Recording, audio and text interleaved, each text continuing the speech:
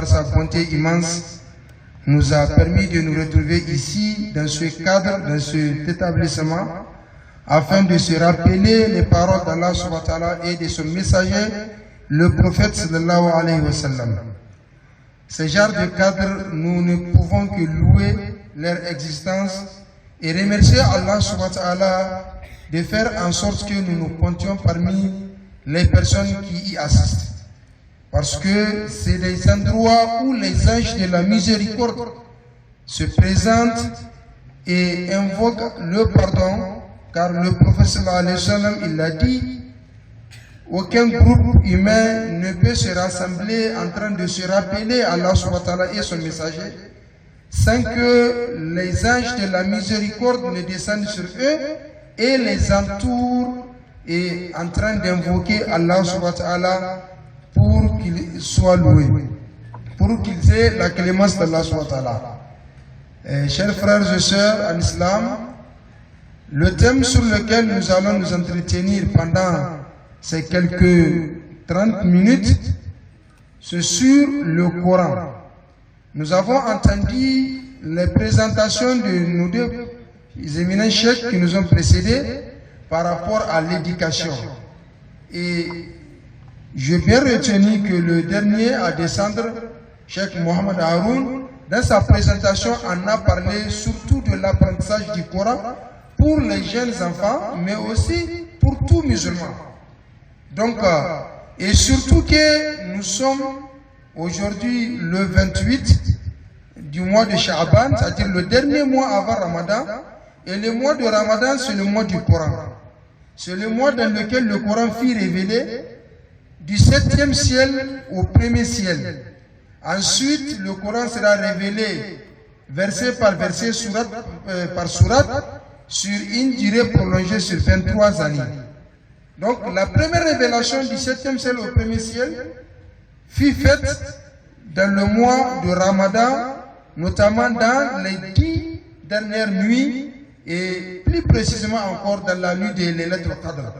Et Allah subhanahu wa ta'ala, il dit dans le Coran, Inna anzalnahu fi laylatin mubarakah. Nous l'avons descendu dans une nuit pleine de bénédictions. Et dans notre verset, il dit Inna anzalnahu fi laylatil qadr. Cette nuit pleine de bénédictions n'est autre que la nuit de Laylatul Qadr, la nuit du destin. Donc le Coran fut révélé dans le mois du Ramadan, le mois des jeûnes. Donc comme nous sommes à l'approche de ce mois, il est important de nous rappeler par rapport au Coran et surtout aussi le thème central de cette grande rencontre, notamment l'éducation des jeunes enfants et l'éducation des jeunes adolescents, de façon générale l'éducation de la communauté musulmane. Parce que la communauté musulmane fait de l'éducation un de ses credos les plus importants dans la vie du musulman. Et on ne finit jamais d'éduquer une personne, notamment les jeunes. L'éducation, c'est depuis la naissance, comme on le dit, jusqu'à la tombe. Même si on pense qu'à un certain âge, la personne a acquis un peu le discernement pour pouvoir distinguer le bien du mal et qu'on peut espérer ou on peut penser qu'on est au terme de l'éducation. En fait, on se trompe parce que l'éducation, ça continue. Le prophète sallallahu alayhi wa sallam, il a éduqué ses compagnons qui étaient tous des adultes. Il les a éduqués et Allah subhanahu wa ta'ala les a éduqués à travers la révélation du Coran. Ce n'est pas en un seul morceau qu'on a révélé le Coran. On l'a révélé pendant 23 ans pour montrer que même un adulte, il faut l'éduquer. C'est-à-dire qu'il faut lui apprendre les choses au fil du temps, au fil des semaines, au fil des mois et au fil des années. Ce n'est pas en un seul instant qu'on va lui inculquer que ce soit une idéologie, une pensée ou une conviction. Ce n'est pas en un seul instant, il faut le temps. C'est au fil du temps et c'est pourquoi l'éducation ne finit pas en islam. Le Coran, notre thème est intitulé Le Coran et ses amis. Al-Qur'anu wa ahluhu. Le Coran et ses amis. Et d'abord, par rapport au Coran, c'est quoi le Coran?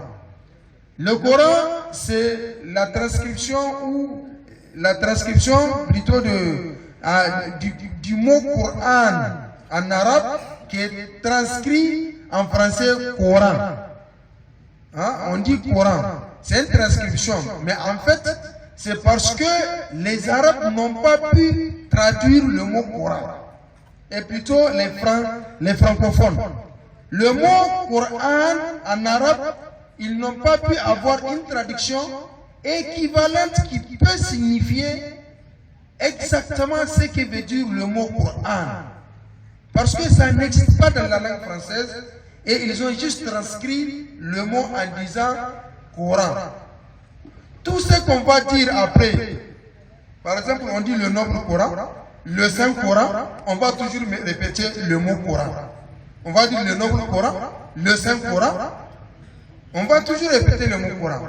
Ou bien on dit le livre saint, ou bien le noble livre, mais ça va toujours renvoyer au Coran parce que le livre en tant que tel ne signifie pas le mot Coran.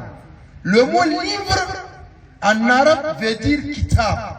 Quand on dit kitab, ça veut dire livre. Le mot Coran n'a pas d'équivalent en français. Et c'est pourquoi ils l'ont transcrit en Coran. Et qu'est-ce qu'on attend par Coran?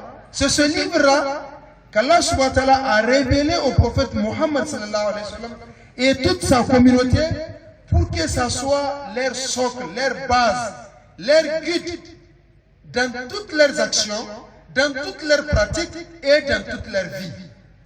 Ce n'est pas uniquement pour être lu, mais le Coran est au-delà d'un livre qu'on lit. Parce que les autres livres que nous avons, on les lit, on apprend quelque chose, mais c'est fini.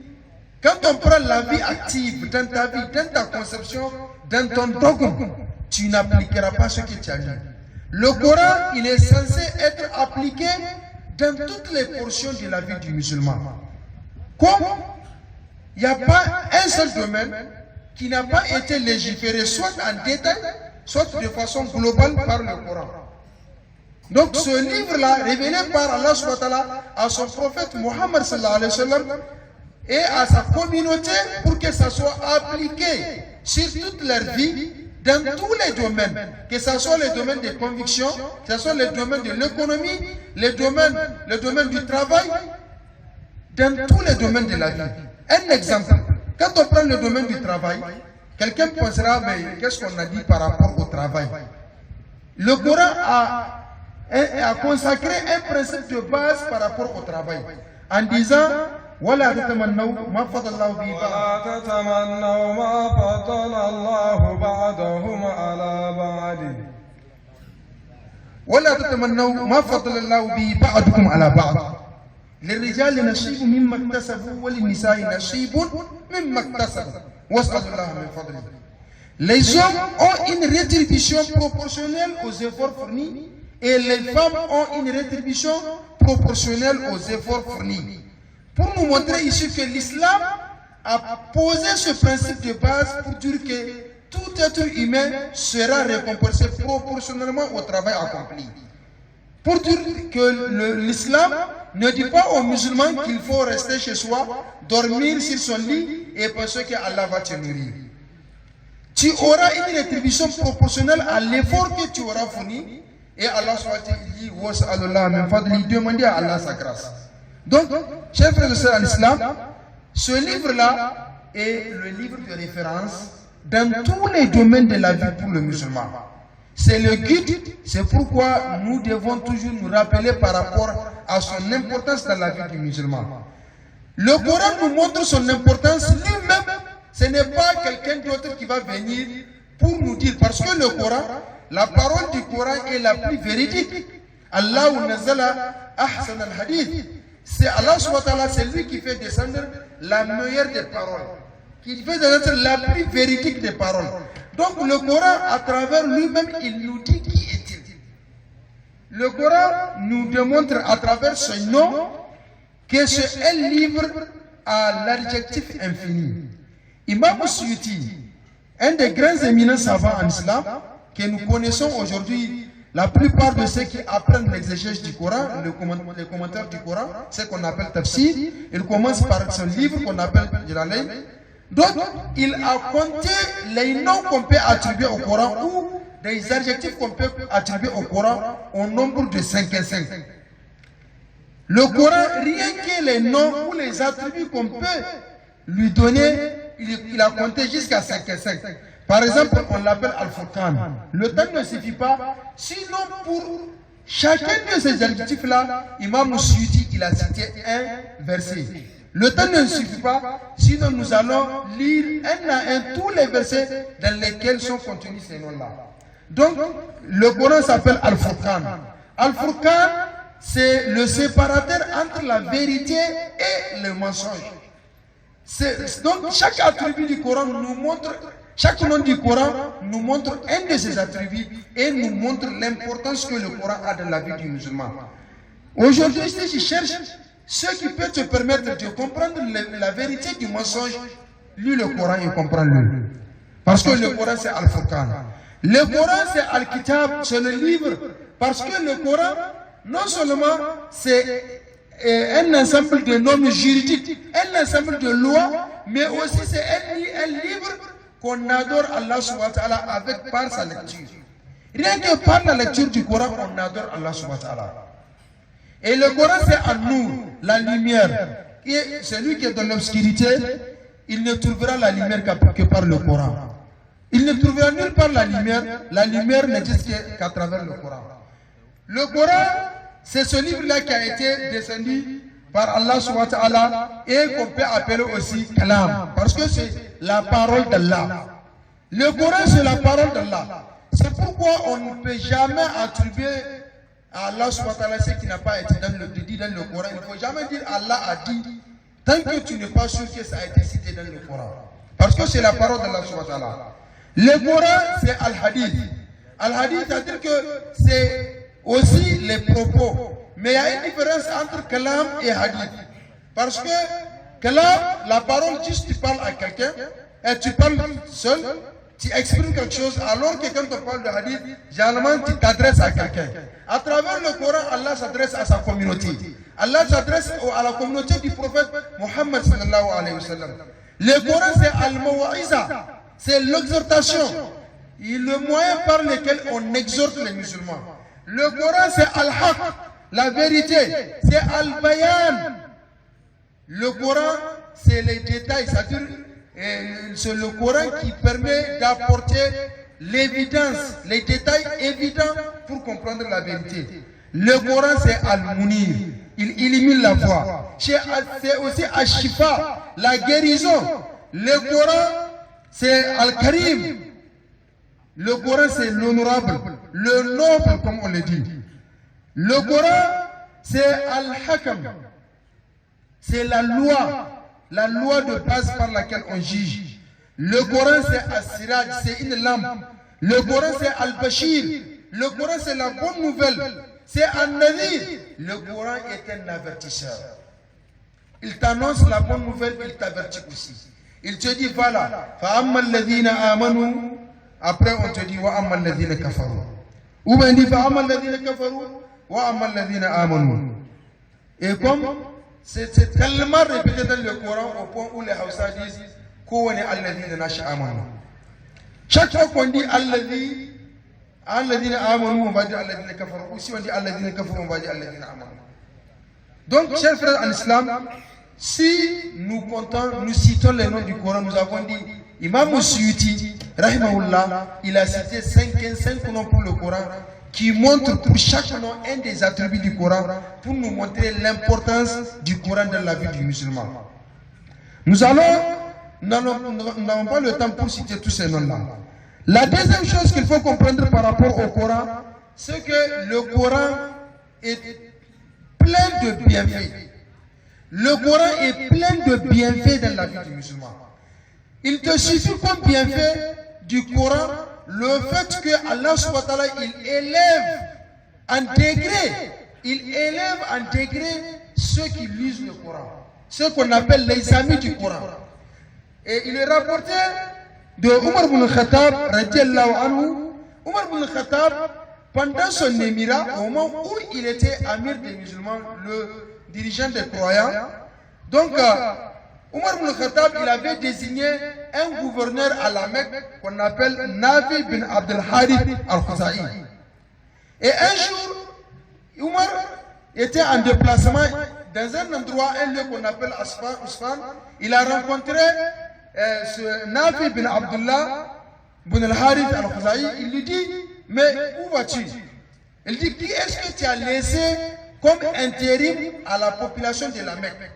Il l'a désigné comme intérimaire ou même gouverneur à la Mecque. Et il le demande, qui as-tu laissé pour les gens de la Mecque, les gens du Valais? Parce que la Mecque c'est dans un Valais. Il dit, qui as-tu laissé pour les gens du Valais là comme dirigeant intérimaire? Il dit, je les ai laissés. Donc il dit, je les ai laissés Ibn Abza. J'ai laissé comme intérimaire Ibn Abza. Et Omar me dit, Man huwa Ibn Abza? Wama Ibn Abza? Faqal, Nafi huwa min mawalina. Et Nafi dit à Omar, c'est un de nos affranchis. Cela veut dire que c'est un de leurs esclaves qu'ils ont affranchis.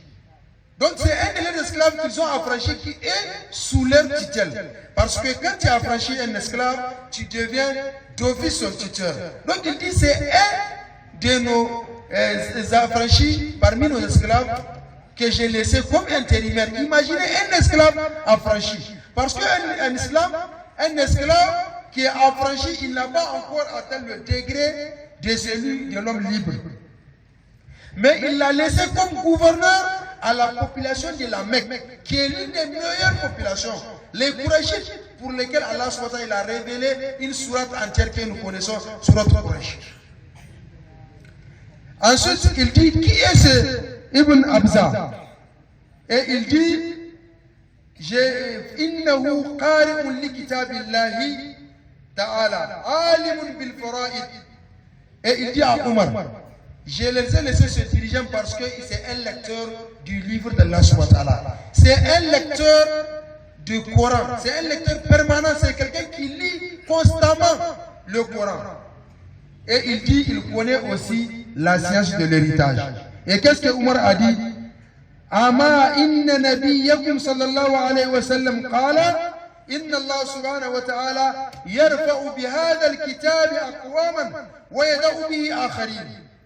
Il dit, écoute bien, tu n'as pas entendu que votre messager, votre prophète, paix et salut d'Allah sur lui, dit, Allah il élèvera à travers ce livre un peuple, il élèvera à travers ce livre certaines personnes et il rabaissera certains avec ce livre-là.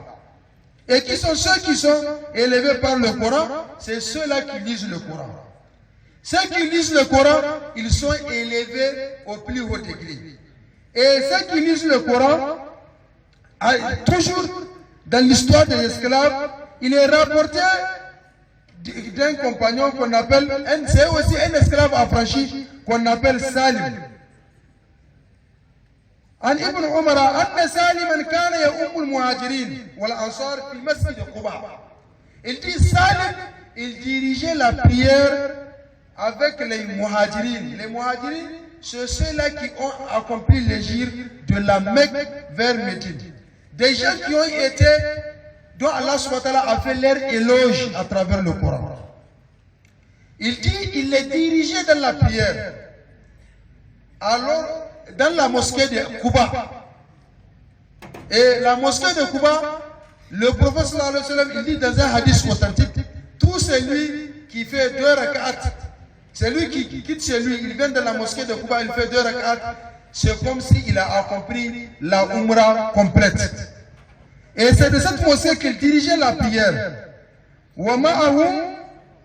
وفيهم أبو بكر وعمر وأبو سلمة ابن عبد الأسد وزيد بن حارثة وعامر بن ربيعة. Il dit قال أبو عبيد يعني بسالم مولى أبي حذيفة. Il dit c'est un des esclaves affranchis de Abi Hudhayfa. Il dirigeait la prière dans la mosquée de Quba avec Abu Bakr, Omar et bien d'autres compagnons que nous venons de citer leur nom. Donc pour montrer que le Coran élève en degré celui qui le lit. Et le prophète sallallahu alayhi wa sallam, Dans un hadith authentique, il dit Ahlul Qur'an, hum ahlul lahi wa khasatu.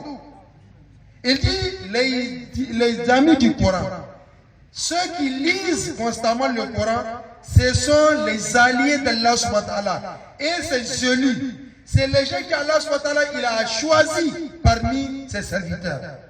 Et aujourd'hui, nous le savons, il suffit de dire que lui là, c'est le protégé de Intel. Même dans la classe, dans nos classes, nous avons, quand on dit Intel, c'est le protégé du professeur de maths là. Personne ne peut avoir de problème avec lui. Et surtout si on dit c'est le protégé du surveillant, ou bien du proviseur ou du censeur. Et là, on dit le protégé d'Allah subhanahu wa ta'ala. Les gens qu'Allah subhanahu wa ta'ala a choisis parmi ses serviteurs, ce sont les lecteurs du Coran. C'est ceux qui lisent constamment le Coran. Chers frères en islam, Allah subhanahu wa ta'ala, il a fait de ce Coran une lumière. C'est le guide, c'est le livre de référence pour tout musulman. Et quand on a le Coran, on ne peut pas se permettre de faire n'importe quoi. Celui qui a le Coran, il doit se distinguer dans tout ce qu'il fait avec les autres. Quand il parle, sa façon de parler doit être différente avec celle des autres. Quand il marche, quand il mange, tout ce qu'il fait. Parce que le Coran est le meilleur éducateur. Si vous voulez bien éduquer vos enfants, commencez à leur enseigner le Coran. Ne laissez pas vos enfants apprendre toutes ces sciences mondaines sans rien apprendre au Coran. Sans rien apprendre du Coran, mais vous les mettez de façon certaine et de façon évidente sur la voie de la perdition. La première éducation est d'ailleurs la plus permanente, la plus efficace, enseigner à un enfant le Coran. Un enfant qui a un problème au niveau académique, il n'arrive même pas à assurer la moyenne en classe, apprenez-lui le Coran. Il aura la moyenne. Si c'est un élève moyen, il sera excellent. S'il était faible, il sera moyen. Et s'il est excellent, là, il sera hors même de l'excellence. Il sera sans négatif. Les élèves excellents, quand vous mettez des élèves, tous excellents, et on apprend à l'un le Coran, vous allez voir, il va de loin dépasser son collègue. Il va de loin dépasser son camarade. Nous avons plusieurs fois vu des enfants excellents, des élèves dans une même classe. Les deux sont excellents. Le premier va avoir 15 de moyenne ou 17. Son deuxième, il est excellent. Lui, il va avoir 13 de moyenne ou 14 avec 2 de moyenne ou 3 de moyenne de différence. Parce que l'autre, il apprend le Coran. Et tout savoir qu'on a dans ce bas monde, si on n'a pas le Coran, on n'a rien. On est un pur ignorant. Il n'y a pas un pur ignorant que celui qui ne connaît pas le Coran. Il ne peut pas lire le Coran, il lit les journaux, il lit les livres. Les jeunes, tout à l'heure, celui qui nous a demandé de venir ici, il nous a rappelé quelque chose. Les jeunes, comme exemple, parfois nous pouvons donner un peu ce que nous avons vécu. Moi, je me rappelle, j'étais encore en classe, j'étais au lycée. Je n'ai pas encore appris à lire et à parler l'arabe. Bon, à parler surtout, parce qu'on lisait le Coran, mais sans savoir qu'est-ce que ça signifiait. On lisait peut-être les livres de jurisprudence sans savoir exactement ce que ça signifiait. On avait des problèmes par rapport à la compréhension et surtout à la rédaction de la langue arabe. Pourtant, on lisait des romans. Du lycée en terminale, moi je lisais 2 romans par semaine. 2 romans par semaine. Je n'arrivais pas à lire 50 pages d'un livre en arabe. Et je me suis forcé à apprendre l'arabe. Après mon bac, j'ai pris le temps d'apprendre uniquement la langue arabe pour pouvoir lire les livres. Parce que je me suis rendu compte que c'est une perte que je puisse lire 2 romans, je vous dis, par semaine. Pour ceux qui ont été à l'école, ils savent, un roman, ça fait dans les environs de 100 à 200 à 150 pages. Et en 2 semaines, en une semaine, je lis 2 romans. En 2 semaines, ça fait 4. Je l'ai fait pendant 3 ans. Et aujourd'hui, il y en a beaucoup, plein de nos jeunes élèves et étudiants qui arrivent à lire tous les livres en français ou en anglais et parfois même en espagnol, mais ils ne peuvent pas lire une seule sourate du Coran. Quel genre de musulman est-il? Alors que ton livre de base, tu ne peux pas le lire. Donc, chers frères en islam, par rapport au Coran, surtout ce mois béni qui s'annonce, le mois de Ramadan, ce que nous devons faire, c'est d'abord regarder derrière, voir comment nos prédécesseurs se sont comportés par rapport au Coran. Quel a été leur comportement? Quelle a été leur attitude par rapport au Coran? Ce qu'il faut comprendre, comme l'a dit Imam Nawawi dans un de ses livres, il dit, dans ce qui nous a été rapporté des prédécesseurs, on retient ceci. Il y a certains d'entre eux, ils avaient plusieurs habitudes, plusieurs attitudes par rapport au Coran, mais il y a certains qui lisaient pendant le mois de Ramadan le Coran en 10 jours. En 10 jours. Il a d'abord commencé par ceux qui lisent le Coran pendant tout le mois de Ramadan, en 10 jours. Donc, pour nous autres qui n'arrivent pas à lire, à lire le Coran entier pendant tout le mois de Ramadan, on ne s'adresse pas à nous. Eux, ils lisaient le Coran entier, c'est-à-dire les 60 ici là, du début à la fin, en 10 jours. Il y a certains qui lisaient ça en 7 jours, d'autres en 4 jours, d'autres en 3 jours, d'autres en 2 jours. Il y a certains qui lisaient le Coran, et il dit c'est la majorité des prédécesseurs parmi les compagnons et ceux qui ont suivi les compagnons.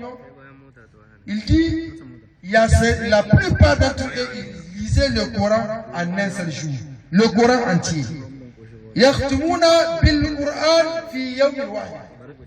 Et il y a certains fi laylatin wahida. Dans une seule nuit, ils lisaient le Coran en entier. Et ils lisaient le Coran en entier en un seul jour. C'est-à-dire, la nuit, ils lisent le Coran en entier et le jour en entier. Ça fait combien de fois? Donc 2 fois. Il y a certains qui lisaient le Coran en entier 3 fois par jour, d'autres 4 fois par jour. Et le maximum de ce qu'on a eu, il y a ceux qui lisaient le Coran 7 à 8 fois en 24 heures. Mon frère, ma soeur, pose-toi la question. Pendant le mois de Ramadan passé, tu as lu le Coran combien de fois? En entier. En entier, tu l'as lu combien de fois? Ou bien, la moitié au moins peut-être. Ou le quart, il y a ceux qui n'ont même pas lu un seul livre. Pourquoi? Parce qu'ils ne savent pas lire, ou même par paresse. Si c'est parce qu'ils ne savent pas lire, c'est le temps, il n'est jamais tard. Notre Cheikh Ali Hussein nous a donné le cas d'un berger qui, c'est après avoir atteint l'âge adulte, il a su qu'on l'a insulté. Une femme disait à son enfant, attention de ne pas être comme ce berger, et il a abandonné. Aujourd'hui, il est l'un des grands penseurs qu'on ne finit jamais de citer. Et à nous autres de serrer la ceinture pour ce mois-là qui s'annonce, pour être des vrais lecteurs du Coran.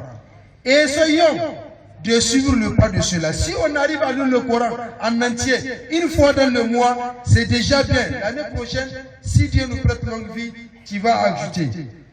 Si tu arrives à faire 2 fois, c'est encore mieux. 3 fois, c'est excellent. Continuez comme ça.